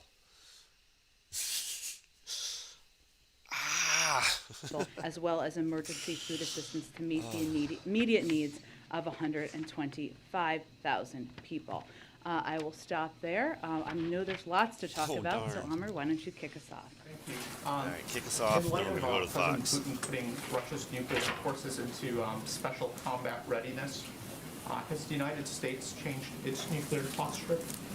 Well, let me first start by saying that throughout the crisis, Russia and President Putin have falsely alleged that it is under threat, including from Ukraine, including from NATO. Neither the United States nor NATO has any desire or intention for conflict with Russia. And we think provocative rhetoric like this regarding nuclear weapons is dangerous, adds to the risk of miscalculation, should be avoided, and will not indulge in it. We are assessing President Putin's directive, and at this time we see no reason to change our own alert levels. But it's also important to remember that even over the course of the last several months and years, when we have had significant disagreements with Russia over a range of issues, Russia and the United States have long agreed that nuclear use would have devastating consequences, and have stated many times, including earlier this year, that a nuclear war cannot be won and must never be fought. So we have not had seen reason to change our alert levels, and we are see obvious significant danger in escalatory rhetoric. Yeah. Or suggesting through misinformation. Right close right here. I got like, it might be like 8 seconds, 10 seconds, but we're going to let Fox throw some questions out, and then we'll move on from Jen. We don't need to... everybody's talking about everything right now. She doesn't need to tell us the U.S. side for that long, but let's just get through these couple questions from our good friend. Of sorts that there are threats posed to President Putin and Russia that don't exist. Thanks, Jen. There are reports of illegal cluster bombs and vacuum bombs being used by the Russians. If that's true, what is the next step of this administration, and is there a red line for how much violence will be tolerated against civilians in this manner that's illegal and potentially a war crime? Ooh, war crime. Yeah, let's say war crime. Is that a trigger word for anybody else? Yeah, war crimes are fantastic. Uh, 90% civilian casualties during drone bombing of Syria for a decade. That's a war crime. What we're doing in Yemen right now is a war crime. Um, yeah, but no, we all. I mean, I think we should just take the all to the fucking court, like criminal war courts right now, and just knock it all out. Say Russia is committing a crime, America's committing a crime, China's probably committing some crimes. Let's just let's just get them all taken care of. It would be. I don't have any confirmation of that. We have seen the reports. If that were true, it would potentially be a war crime. Obviously, there are a range of international fora that would assess that. So certainly we would look to that to be a part of that conversation. And then the new aid that you just laid out at the beginning here, the Post reported over the weekend that this aid will not include stingers, that it would likely come in a future batch of aid. What is the reason for that? I'm not going to get into specifics of what. Jesus. Why are you not giving Stinger missiles to... Why are we not sending missiles? Why are we not sending weapons? We're not sending enough weapons. Stinger missiles are extremely deadly. Like, they're not... Oh, man. That's intense. Go. Is in the military package. It is a combination of ground and airborne defense capabilities, and obviously we have provided those in the past, but I'm not going to have more details to outline for you from here. You mentioned that this next batch is going to be coming in the next few days. Why so long? I mean, days doesn't sound like a long time to us, but... The package that we had already announced continues to be delivered. So we have expedited the plans for delivery of this new package. And then on the nuclear rhetoric we've been hearing from Putin, does this... 4 questions. She feels entitled to ask 4 questions. With all the upcoming nuclear policy review? In terms of how our relationship with, look, I would think it's a good question, Jackie, but I would say what's important for people to note, and this is why I noted it a little bit earlier, is that even at moments where we had huge tension with President Putin and Russia around the 2016 election, around invasion of Georgia, around their prior invasion of Ukraine, it was agreed that escalatory rhetoric around nuclear ambitions was dangerous. And that was something we committed to with Russia not to pursue. So, I think for right now, we're going to remind the global community of those commitments. And on that same note, does this administration trust Russia to be an honest broker in the talks with Iran right now? Well, I think it's not about trust in any of these negotiations or discussions. It's about verifying and then trusting later, including with the Iranians. But the Russians have been in the past a part of the P5+1 negotiations. They're a part of it now. I would just convey that Thanks for joining us, it is in Tony. everyone's interest to have an understanding and visibility into Iran's capacity to acquire a nuclear weapon. There's no question about that. So at this point, we're just continuing to hope to make progress on that agreement. And then after all of this, what is the stance of the U.S. and buying Russian gas at this point? At this point, are we ready to pledge not to buy any more Russian gas? Well, as you know, it's really. Let me give my you God. actually kind of an update on this because I forgot how long this was. I thought it was funny that she got more than, like, everybody gets 2 to 3, 2 to 3, 2 to 3. And she went on. I forgot how many, like, she just keeps going. Like, Jesus. I know it's only a couple minutes, but, oh, it's so funny to me. Fox News is never given a chance, except for the fact that she's allowed, like, 10 questions rapid fire. It's, I think there's been a little confusion. One moment.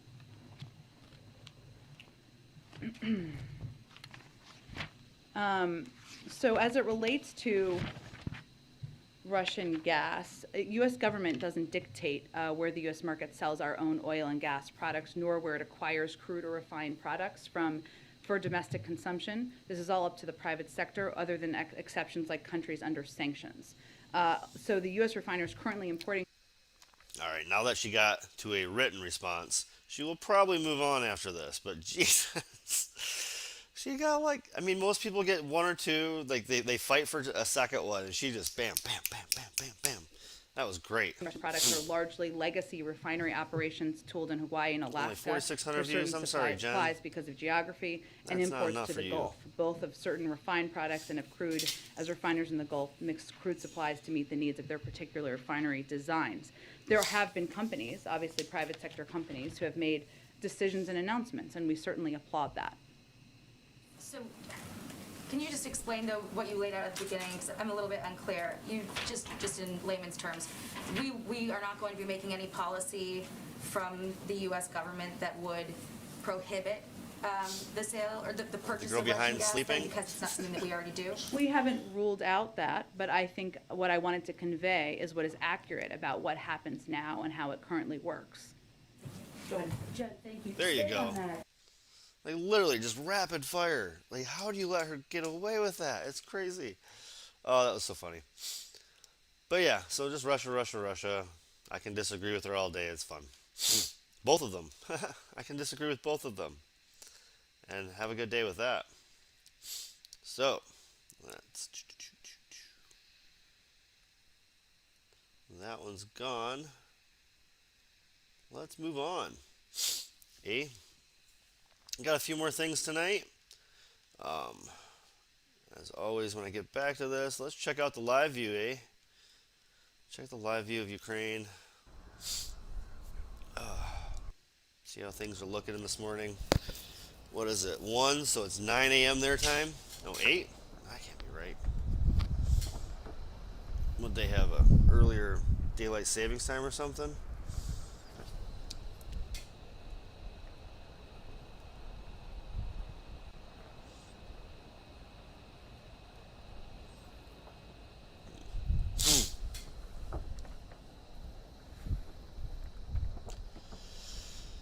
Well, looks like a normal 9 a.m. Tuesday morning, guys. Doesn't look too stressful at the moment. I'm not saying the day's going to be perfect. I'm not saying life's going to go a good day. But at the moment, part of town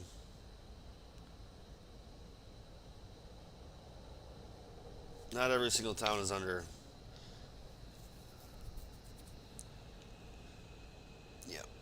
And no, I mean, the chat here is going crazy because you can't be okay with war. I'm not okay with war at all. I just sometimes don't trust our media. Like every time, probably. Every single time I don't trust our media. Every single time. Actually, all the times. All right. So, back to Ben Shapiro, the headline of the day. The headliner, I guess. I don't know, whatever. On my Monday review, react. Never actually watched the clip. I watched a short clip from him earlier. Those of you who are joining, this is the clip that I only know him from, was this little spat. It is by far his most watched video that he is under his name, 11 million views. So yeah, I thought we'd start with this for a second, and then we'll go to another recent by video. Millions of people online and on social media. You're one of the biggest names in American conservatism. What is it you think you're tapping into? Well, I think that there are a couple of things. One, there is actually a hunger for different ideas. The monolithic nature of the United States media is pretty evident in terms of its politics. People tend to agree on essentially the liberal point of view and increasingly a radical leftist point of view in the media. And obviously I speak in response to that. At the same time, I try to provide an honest take on the issues of the day, and that means that I am not beholden to the Republican Party, for example. It means that I am going to speak out whenever I think that a principle is being violated, just no matter who is doing the violation. You worked for the right-wing Breitbart website, but you left over its support for Donald Trump. And I think you said you'd never vote for Mr. Trump. Why is that? Well, in 2015, 2016, the Breitbart made a hard turn in favor of one particular candidate, and that's their prerogative. Lots of publications have an editorial point of view, and Breitbart was one of those. The reason that I left Breitbart specifically was because of an incident in which a Breitbart reporter, a female reporter, was grabbed on the arm by Corey Lewandowski, then the campaign manager for President Trump, and was bruised on the arm, and then Corey Lewandowski proceeded to lie about it, and Breitbart proceeded to throw its own reporter under the bus, suggest that she was lying or making this up. And at that point, I determined that I could no longer work for a publication that wasn't even willing to stand up for its own reporters, and instead would throw those reporters under the bus in favor of a candidate that it sought to back. Haven't you lost your battle for the Republican Party, though? Isn't the Republican Party now the party of Trump?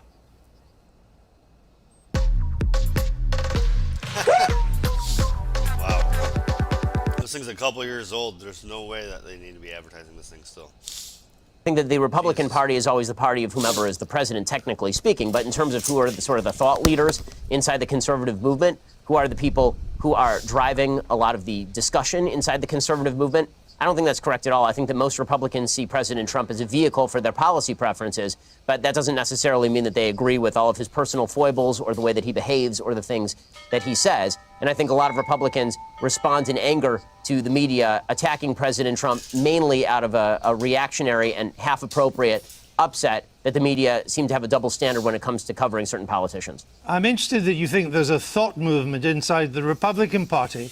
I mean, haven't the conservatives run out of ideas in America? All the new policies, the Medicare for all, $15 minimum wage, the Green New Deal, they're all coming from the left, and they're popular. Well, frankly, I'm confused by the idea that any of those are particularly new ideas. I mean, most of those ideas have been around since Franklin Delano Roosevelt at the very earliest, or at the very latest, rather. Some of them go all the way back to Woodrow Wilson. But the... All right, that's enough of that shit. Back into... This is the one I wanted to look at. This is from last year. I never watched it. Again, I don't watch his shit. I don't care about him. He doesn't show up on my radar.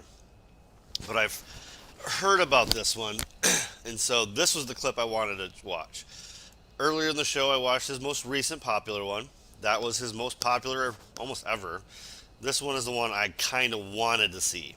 This one was interesting to me. So. Hard news. I hate it. We're having such a good time, and now I usually would just watch one whole clip of somebody, but he doesn't seem to have a lot of access. Never fucking give 100%. Never give absolutes. That was like the first thing they taught us in fucking debate school, dude.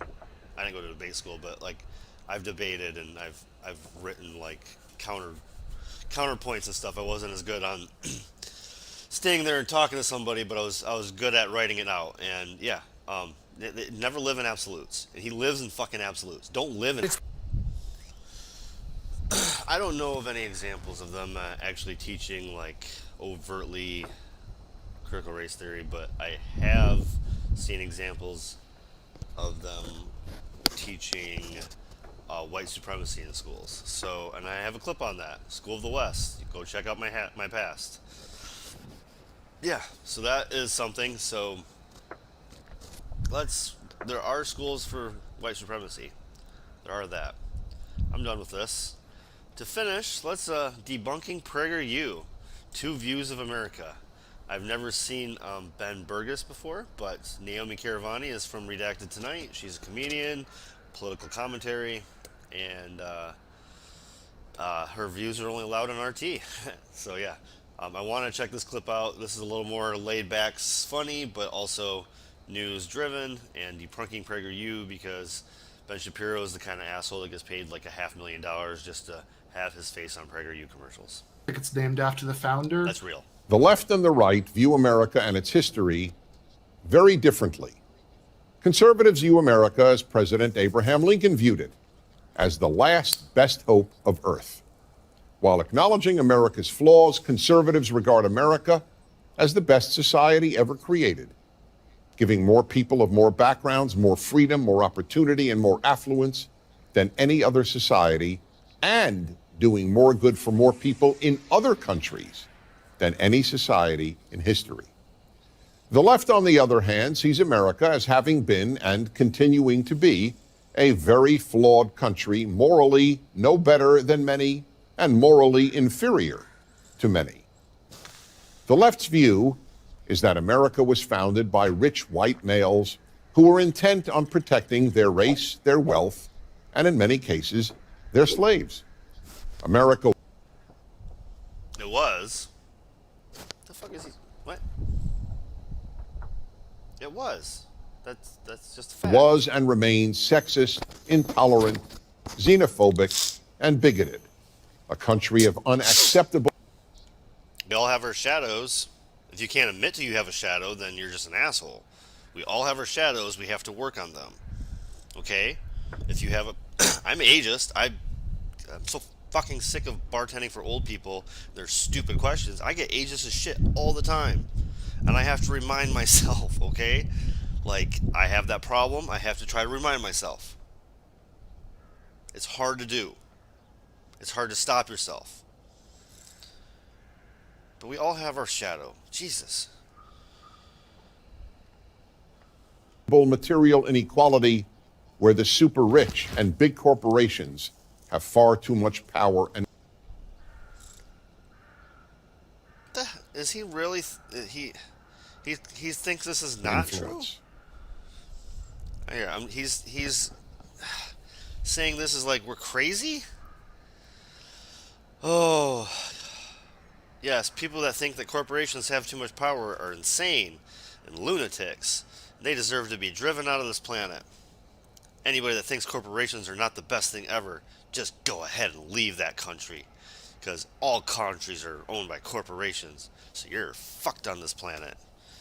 What a jackass. I hate people. Oh, man. It's... What a crazy thing for the left to say. Yeah. It's like going back to Lincoln. First of all, everybody's like confused that Lincoln was a Republican. It's just like if Lincoln lived today, he would be a Democrat probably, and nobody would. Yeah, no right-wing source is going to explain why that is. But it does scare me how they have a pretty good graphic designer, and they're going to convince a lot of people with these flying words and illustrations. And yeah, sometimes I come across PragerU videos and I'm like, the beginning makes sense, and then it just like goes. You don't come across them. They shove you in your damn face while you're trying to watch something else.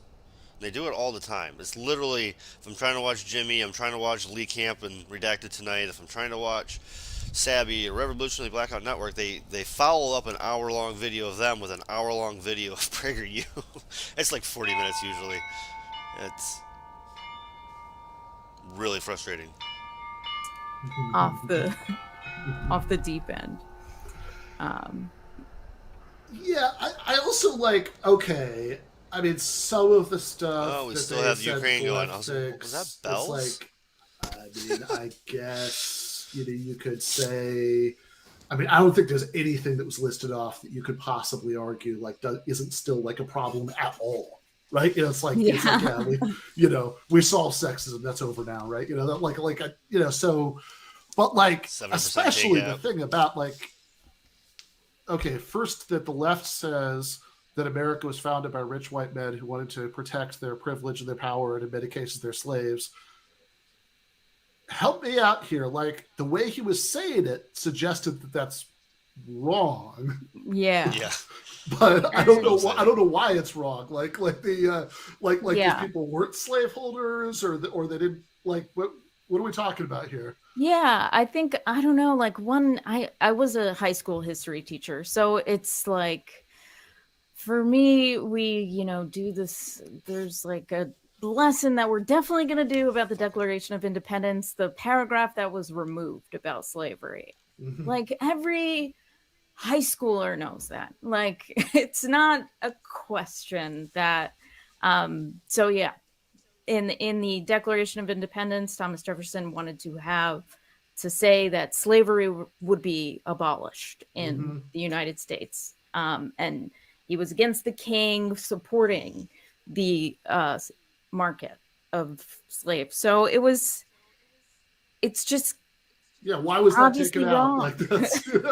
Like, that's, the actual Jefferson paragraph was a little bit like, okay, wait a second, you're gonna like blame the king, like the English made us do this, right? But like whatever,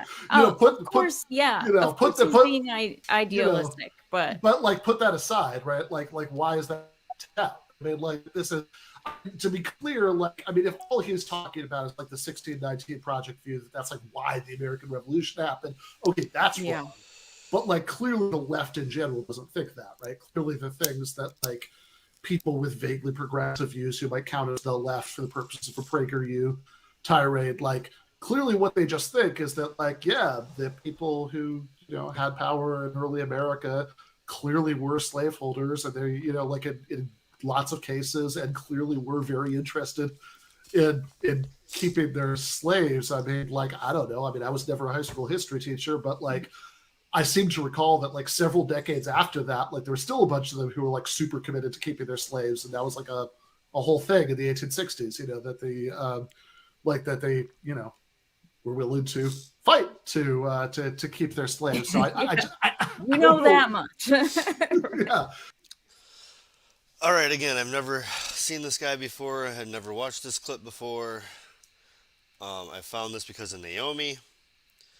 And wow, I just lost everything, huh? Yeah, I've lost everything. Okay. And it seems like I'm rather getting throttled or something, because, yeah, everybody seems to be dropping off. So we will finish this up, but I wanted to say I did not know him before. I just subscribed. He has a Michigan State t-shirt on, and he's talking how crazy we are. So I like it. I vaguely remember 1861, 1865. There was some stuff about people wanting to keep slaves. So again, I don't understand. Okay, so can we take their perspective for a minute and say, okay, these kids, they're going to learn nothing good about America. They're going to hate America. They're going to want to like start Chaz in every city and, you know, burn the police departments down. If we don't teach them that Thomas Jefferson was a good guy, like, I don't think that's going to happen. And probably not even your students started at Chaz. Yeah. No, they didn't. And plus, like, that was also, I mean, I guess maybe I spent a lot of time on lefty stuff. I'm like, another article from Emma Goldman won't hurt anybody, you know, but the New York State curriculum was just like, it was pretty lefty. I mean, they had like excerpts from Howard Zinn in the test. I was like, yes. So all right, so you were in the place where they were actually doing the critical race. Yeah, this is I was their nightmare for sure. But I even if if you're critical of a history, first of all, I think it just gives you a sense of identity to even know the critical parts of your history. So it is like a net positive in a way. You're like, yeah, America's fucked up. We can bond over that, you know. Yeah. And then at the end of the video, at the end of the part of the video we watched, he says that the left says that America is this really unequal society where the super rich like have this huge share of wealth. And again, does he have some like stats to show that that's not as true as we think it is? Like I didn't see him in there, right? Like it just sort of seems like the tones is disapproving, but like, is this not true that the super rich have this like huge share of society's resources? I'm pretty sure that is true. Yeah, I guess the PragerU thing. 6 corporations own everything. 6 corporations own everything. Divide those 6 corporations into 1,000 families that basically own all the stocks, all the everything on the fucking planet. Thing is just to say, like, lefties believe, you know, and then true fact, and then and the true fact, like they didn't even bother to deny the rest of it. They just said, "Ooh, this crazy leftists believe this." But the true fact they gave at the end was that, okay, one, America is like the best country in the history of anything ever, and I'm not sure how we're measuring that, but like, you know, I mean, I grew up by the Canadian border. I could like rattle off some ways in which that seems better to me, you know. But also, okay, we can argue about that one, and I think some of that's kind of funny because it's like I've never really understood the whole like I'm so patriotic I don't want to improve my society in any way or make it better for people who live here than it already is. We're done, like that seems weird, right? But like, okay, we can argue about that, but then like the United States has done more good for people around around the the world. Yeah, that's, I mean, Can we take a global opinion poll on that one? where to begin with that? I mean, you could start with the Philippines. They, we fought alongside them against the Spanish, and then they had to fight another war of independence against us. So it's just, our body count is so high around the world. It's just, Yeah, right. Like, I mean, I guess it would be useful, like in that part of the video, all we saw was this sort of wave going around. Like, I don't know, it looked like it was going into Europe and Asia. It's like I don't know which countries we're talking about here. Yeah. I mean, I guess the Marshall Plan. I mean, we did have like a brief moment where we were working towards development, but also at the same time, like we were helping Nazis after the war, and we were destabilizing a lot of countries. So yeah, I don't know what version of history like you're expected to give. I can't even imagine the textbook you would give to these children. What would you learn about the Cold War? Like, what would you like? Would you just skip Vietnam? Like, what are you gonna do? Right. Well, that's the thing, because like you can talk about the Marshall Plan, fair enough, and I guess they'd say, oh well, okay, sure. So we were like helping Nazis escape from justice after World War II, so they could help us in the Cold War. And yeah, okay, I guess that's bad, but like we defeated the Nazis, although that's like if we're gonna play that game, like okay, so the Soviet Union also did like tons of good for the world then, right? Yeah. Doing its part of that. So yeah, that just seems very seems very strange to me. All right. Last live in check while we get this figured out tonight. Curfew is just lifting, if I remember how they have things set right now, so there shouldn't have been people on the streets even earlier in Kiev. They're not showing street view in Kiev, they're just showing skyline view. But the other three other cities all seem pretty normal for curfew still just getting lifted. So nothing crazy at the moment. Oh, still horrible though. Care if it's 100 people, 1,000 people, war is not fucking needed. It is frustrating. And that's 2+ hours. I don't know if you can tell, I'm not feeling great, so I think we're gonna call it. I will have an NPR show tomorrow. Sick or healthy, either way, I got NPR shit building up from not being there last Tuesday when my internet went. No, that was the day that my software was not connecting to the networks. Whatever. I'll be on tomorrow come another catastrophe, and let's get through some NPR. I want to start doing Senate takedowns. Just didn't have Wakeful today, so let's start doing some Senate takedowns. Let's review NPR from the past week and critique that crap, huh? All right. Thanks for joining me tonight. If you guys are joining later, I usually most like 85% of people catch this later. If you're catching me later, I stream around midnight. If you're up, if not, thanks.